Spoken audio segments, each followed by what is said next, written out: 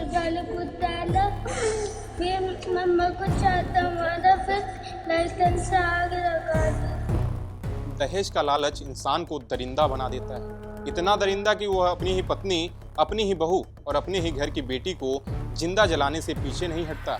एक बार फिर इंसानियत शर्मसार हुई है, रिश्तों की मर्यादा को तार तार किया गया है और दहेज की भयानक आग में एक और बेटी हमेशा के लिए बुझा दी गई है। ग्रेटर नोएडा से आई इस दिल दहला देने वाली घटना ने पूरे देश को हिलाकर रख दिया है। क्या कसूर था निक्की का? सिर्फ इतना कि उसने एक ऐसे परिवार में जन्म लिया जो दहेज की पूरी कीमत नहीं चुका पाया। आज के इस वीडियो में हम जानेंगे कैसे लालच, हिंसा और निर्दयता ने मिलकर एक जिंदा इंसान को राख कर दिया। दरअसल ग्रेटर नोएडा से आई यह दर्दनाक घटना समाज के उस चेहरे को उजागर करती है जिसे हम देखना भी नहीं चाहते।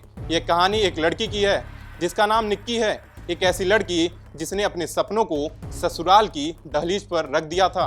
दिसंबर 2016 में निक्की की शादी बड़ी धूमधाम से विपिन नाम के युवक से हुई थी।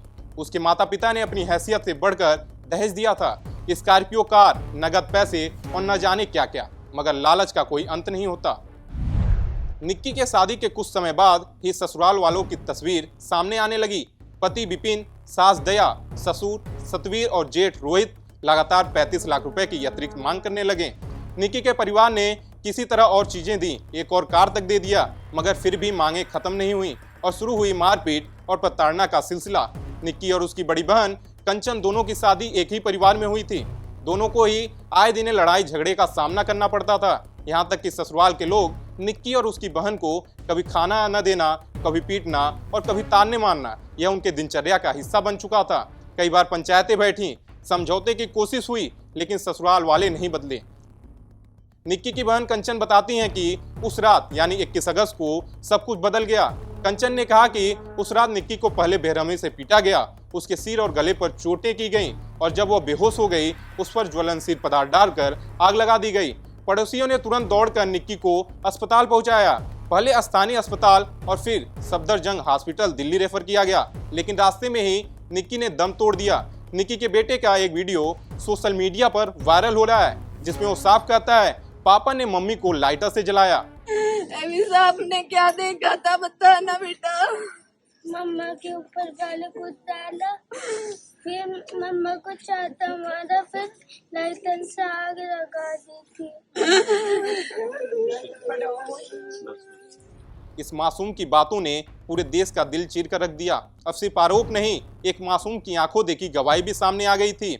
इस घटना की सूचना फोर्टिस अस्पताल से मिलने के बाद थाना कासना पुलिस हरकत में आई। निक्की की बहन की तहरीर पर पति विपिन, सास दया, ससुर सतवीर और जेठ रोहित के खिलाफ मामला दर्ज किया गया।